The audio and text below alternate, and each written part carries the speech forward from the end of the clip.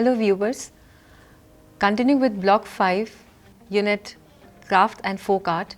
In this unit we'll talk about the details about craft and folk art as two basic ingredients of tourism, details of the craft museums and Shilpgrams, where specimens of folk art and craft have been collected, preserved and also put on display, and information pertaining to folk festivals and craft fairs from the tourism point of view.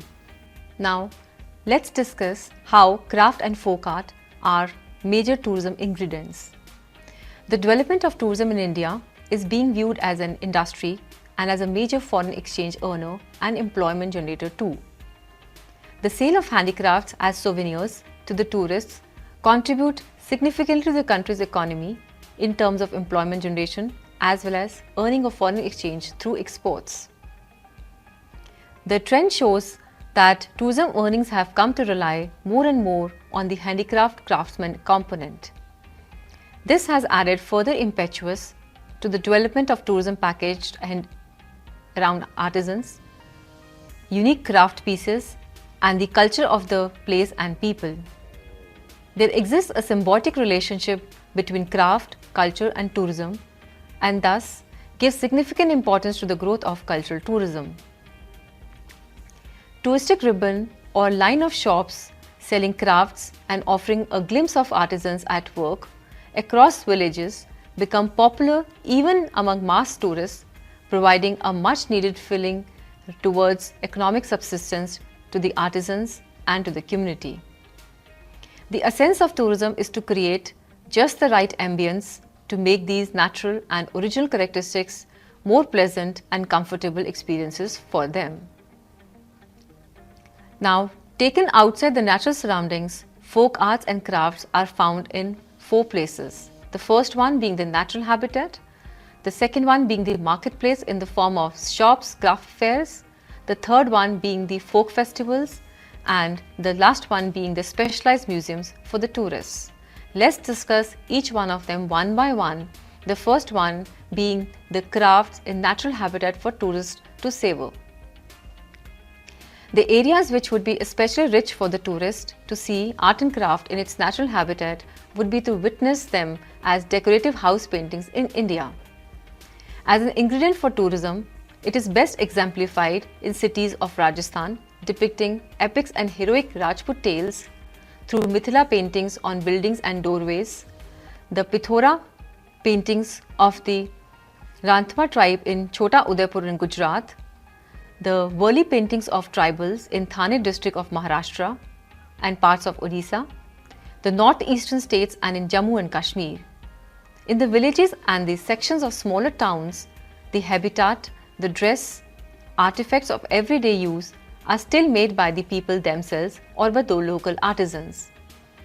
There may be an entire village of weavers or potters or toy makers.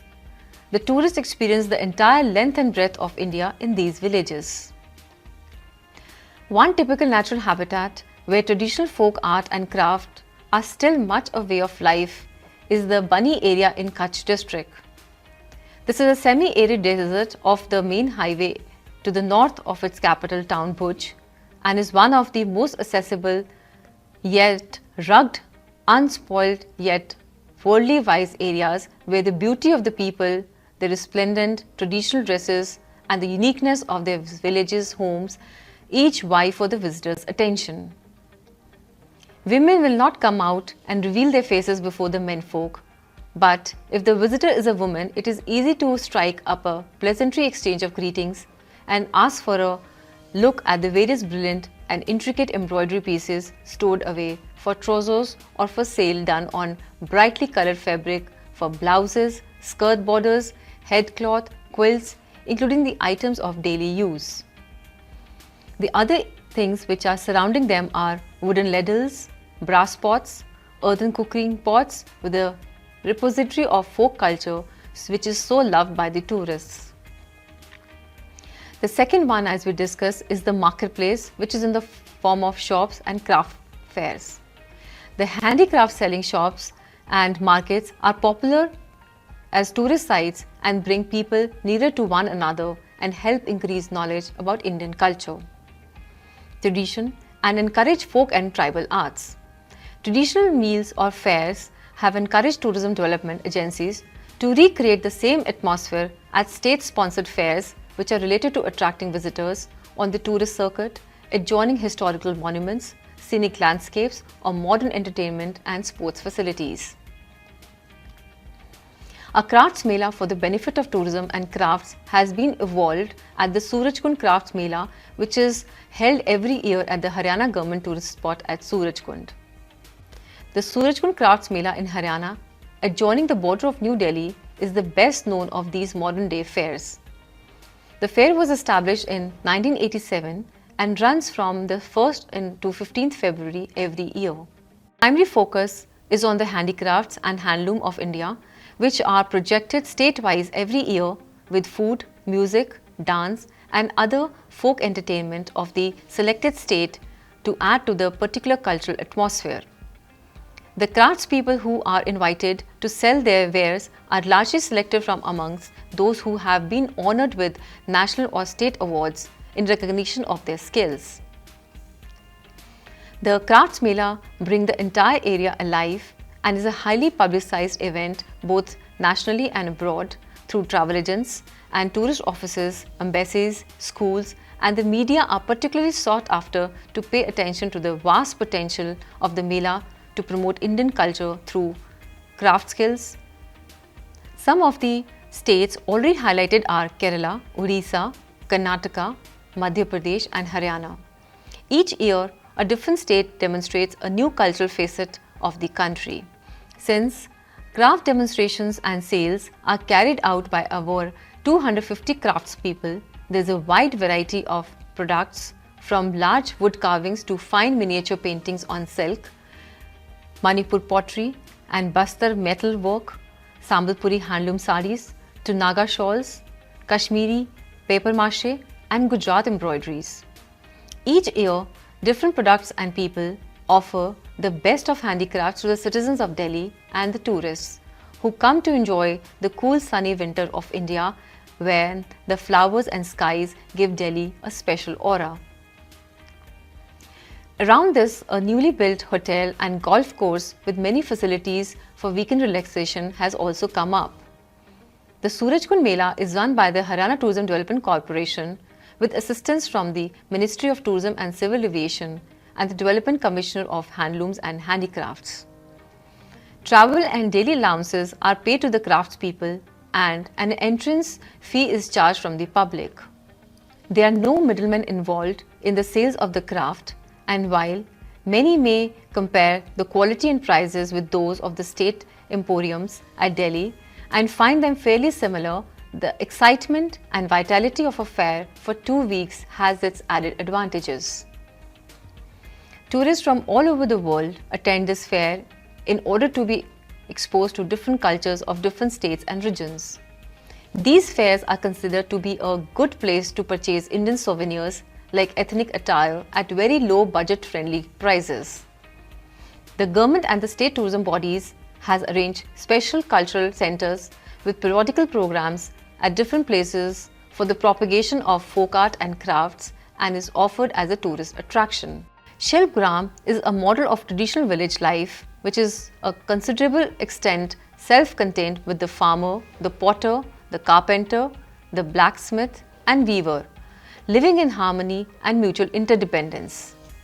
Shilpgram is an extremely well-known art and crafts fair and is very well known for being an extensive ethnographic museum that brings into focus the sheer diversity in the crafts and arts of India and making it popular at global level. The fair is attended by craftsmen from all over India looking to showcase and sell their products in order to promote the indigenous cottage industries. It helps the states to deliver income from tourism and handicrafts as opposed to agriculture. Shilp Darshan is a widely popular program in the Shilpgram Art and Craft Fair. It is organized at a spacious amphitheatre that can accommodate over 8,000 onlookers, and this program is where consumers go to have a look at the regional performances. Dance forms from all over India are showcased here, and theatre performances are showcased sing folk tales and religious tales and are also set up here. The interesting facts and comparisons are the Shilpgram Art and Craft Fair also has a few workshops set up where people can learn pottery and other craft skills. The huts that represent Gujarat also have separate guest rooms for people looking for accommodation within the Mela. This is an extremely ideal situation for a travel enthusiast. There are several other workshops in arts, crafts, theatre, dance and folklore for children so that parents can leave them with the trainers while they explore the rest of the fair. Shilpgram attempts to be an example of a living ethnological museum for tourists along with an open gallery and a museum facility for exhibiting the not so common works of folk tribal arts and crafts. An important feature of the Shilpgram is the Shilp Bazaar, which is organized periodically on the lines of the traditional hut. Craftsmen are invited to demonstrate their skills and sell their crafts to visitors at Shilpgram. Huge terracotta items and vast variety of textiles and costumes, exquisite embroidery, masks, ornate wood and metalwork are all on display. In addition, dotting the Shilpgram landscape are sanctuaries, folk shrines, tribal totems, etc., recreating the authenticity of the place. Other institutions include the Bharat Bhavan at Bhopal in Madhya Pradesh and, as we discussed in the last unit, the 7 cultural zones which is developed in different zones of the country. We can also witness the handicraft through the craft festivals popular all over India. These festivals in India are closely related to use of craft objects produced by traditional craftsmen as part of a ritual and emotion without which no ceremony is complete. There are some crafts which are made only on the occasion of a particular religious festival, such as kites for Makar Sankranti, cloth and gold thread bracelets for Raksha Bandhan, lamps, toys, fireworks and clay toys for Diwali, etc., giving rise to heightened activity both commercial and cultural. Whereas some crafts are living crafts which, as the word signifies, include all those objects which are still being made both for local and personal use, as well as for sale by traditional craftspeople in their respective regions on regular basis. In rural areas, the rhythm and pace of life is very different. The hub of activity is cultivation, but custom and folk tradition get unself-consciously linked. This is the India that the tourist visualizes. Today, tourism policy has taken note of these festivals and has also created specialized tourist festivals near places of scenic, religious or historical interest. Some of the real festivals which attract huge crowds of devotees and local onlookers are the famous Rath festival at Jagannath Temple, Puri in Odisha, and the Puram festival in Thrissur and the Hemis Monastery festival in Leh, Ladakh. These are centered around a particular religious spot. Other festivals are seasonal, that is, related to the position of the moon or the harvest season or to a mythological event. For example, these are Raksha Bandhan, Baisakhi, Diwali, Ganesh Chaturthi, Christmas, Eid, Pongal, Onam and many others. It is at this time that the folk crafts get a boost. Thousands of stalls, pavement shops, handcrafts and mobile salespeople spring to life to serve the public who come to attend these festivals. Devotion and commerce, pilgrimages and celebrations are a naturally integrated whole. It presents the true face of Indian culture in all its color, creativity and diversity, and its participants are there for their own needs and pleasures. Tourism here is centered around these festivals and events where tourists take a liberty to retreat or to indulge in pursuits connected with the local culture. Another form where the handicrafts are on display are the museums. Most tourists are inclined to visit local museums to absorb the history and culture of a country and make a special effort to include it in their itinerary. Some of India's distinguished and well-maintained museums that lay emphasis on folk arts and crafts are the National Craft Museum, Rural India Complex in New Delhi, the National Museum, Janpath, New Delhi, the Sanskriti Museum again in New Delhi, the Kelkar Museum in Pune, Maharashtra, the Vishala Utensil Museum of Ahmedabad in Gujarat, the Shreyas Museum, Ahmedabad, Gujarat, the Bharat Bhavan, Bhopal in Madhya Pradesh, Srinivas Malya Museum of Delhi, Sangeet Natak Academy Puppetry and Musical Instrumentation in New Delhi, State Museum in Trichy, Kerala, and the Museum of Kerala History near Cochin in Kerala. Other popular ones are Bharat Kala Bhavan, Varanasi in Uttar Pradesh, Ashutosh Museum, Calcutta in West Bengal, and the Sheesh Mahal Palace Museum in Bhuj in Kutch district of Gujarat. We shall discuss some of the case studies here from the point of view of crafts and arts. The first one being the Craft Museum, the National Handicraft and the Handloom Museum in Delhi. This museum was built in homage to the artists and crafts persons who have kept alive the artistic tradition of India through the centuries. The museum is unique for many reasons. Its collection deals exclusively with Indian crafts in a variety of media, clay, wood, textiles, basket work, cane and bamboo, metal and a host of other materials. The museum is set within New Delhi's main exhibition ground Pragati Maidan, next to the impressive fortress of Purana Kila, the old fort. This complex has miniature or small-scale replicas of village houses from different parts of India, including Arunachal Pradesh, Odisha, Tamil Nadu, Gujarat, Bengal and Rajasthan. All the houses have been built with authentic materials by artisans from the respective regions. Within the houses are some items of daily use commonly found in the states of their origin. Wall paintings in Indian villages differ from place to place. For the busy tourist or the tourist on a time-tight schedule are unable to visit rural India, the village complex of the Craft Museum provides a unique glimpse into the more authentic and beautiful side of the real India. It is a lovely walk through the houses and courtyards in the museum. Another interesting section at the museum is the craft demonstration area, where in a small courtyard the theme-based demonstrations are organized by artists from different parts of the India. Embroideries of India, clay work, metal crafts, pottery and toy making are some of the themes of such activities. Artists, both men and women, work in this area and are also permitted to sell their wares. The most interesting is to actually sit and watch the artists working, to process and to even talk with them. It is through demonstrations such as these that a tourist comes to understand the diversity and richness of the Indian crafts tradition. Artisanal handicraft, also called artisanry, is a type of work where useful and decorative devices are made completely by hand or by using only simple tools.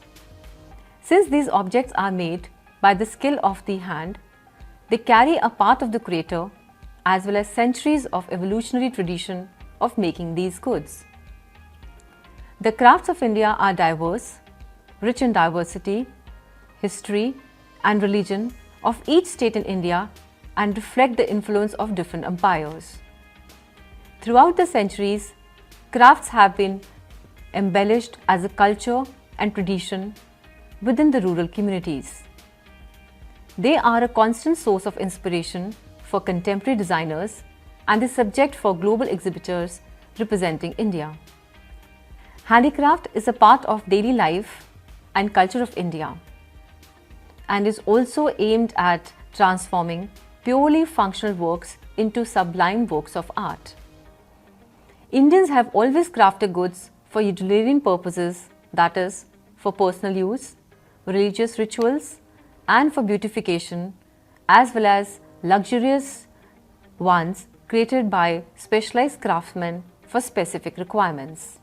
Starting from the crude wooden toys and crafts which were excavated from Indus Valley civilization to the modern fashion accessories, the saga of Indian handicrafts has continued through the ages.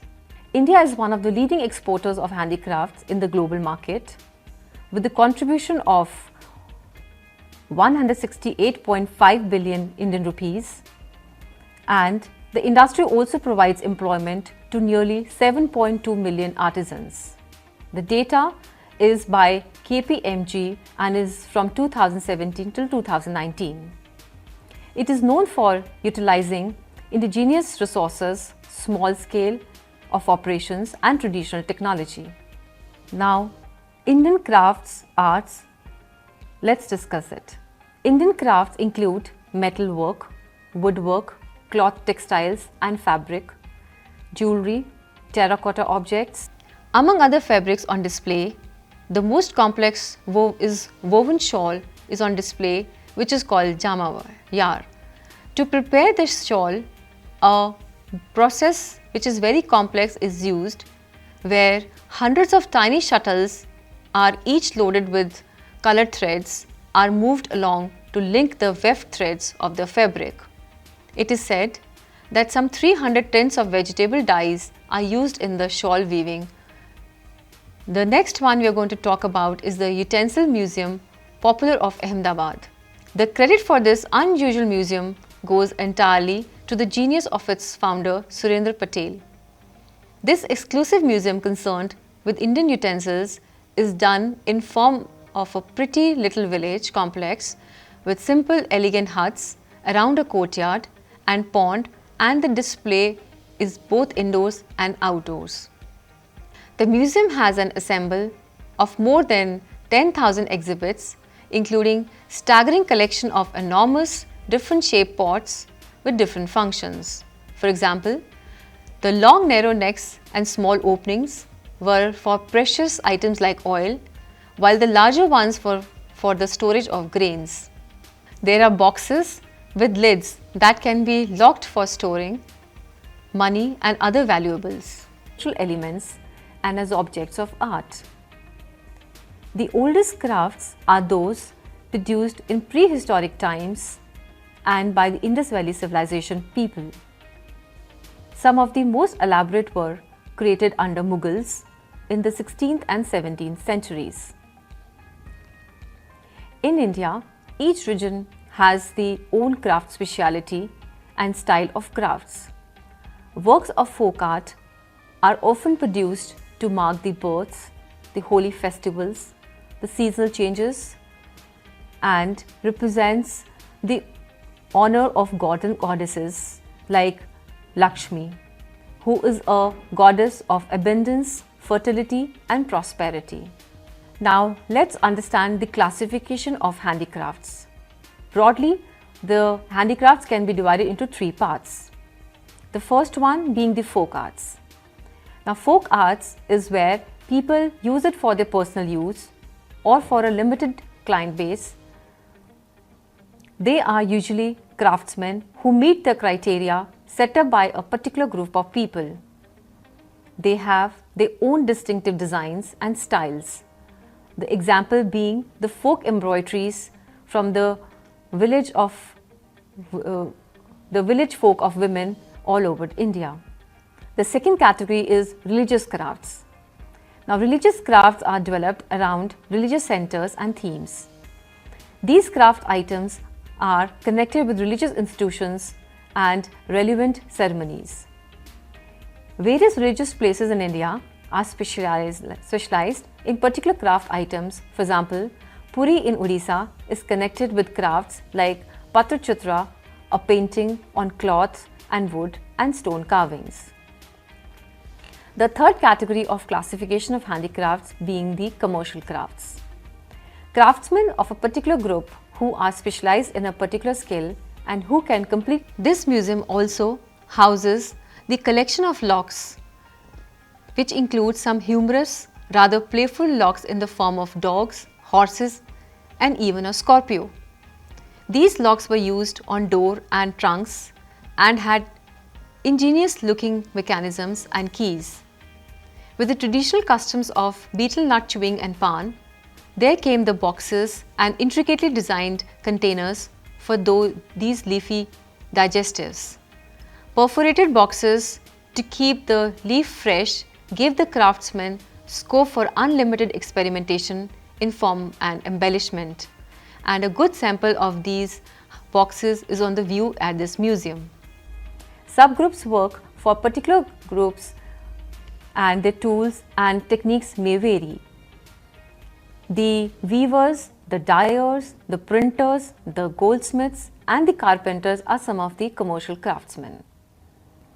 Now let's talk about the different types of handicrafts of India. The first one being the cane and bamboo. The Shandol, Balaghat, Mandla and Suomi regions of Madhya Pradesh are main bamboo producing centers. The artisans have skillfully harmonized their age-old knowledge and techniques with new designs to meet the modern market demands. The Gond, Bega. Now let us sum up what we have discussed in the entire unit. We talked about the craft which is on display in the natural habitats, the crafts which are available for the tourist as well as the local people in the form of shops, bazaars and the craft fair. We also talked about the craft which is available for the tourist in the form of festivals which are done up for them. So when we talk about all this, we need to understand that the craft and culture of India is huge, which most of the tourists at the time are on the time frame or are on the time constraint when they're visiting a particular city or a region. So displaying all these things in the form of what we talked about is something is very important for the states and the central government and the NGOs. The local people, the traditional dress, ethnic foods, which are locally produced artifacts that are used by the people and the preserved art and cultural forms are the essential ingredients for this tourism. And these are on the display in the natural habitats as we discussed in the form of hut villages or in the museums. The tourism and crafts can become a good combination in the platter for the tourist if we put all these things on display, or rather I would say on easy display for the tourist to view them on the tight schedules of the itineraries. There are historic buildings and monuments, cultural centers for traditional and contemporary arts, handicrafts and textile shops, providing ample scope for domestic and international tourism and handicraft exports. So when we put all these crafts and shops at places like Shilparam, we also give an opportunity to the tourist to look at the area around, which is in the form of a historic building or a monument or a cultural center or some sort of a artifact which helps the tourist to get the glimpse of the country very quickly, and when they go back, they go as a happy tourist. Thank you.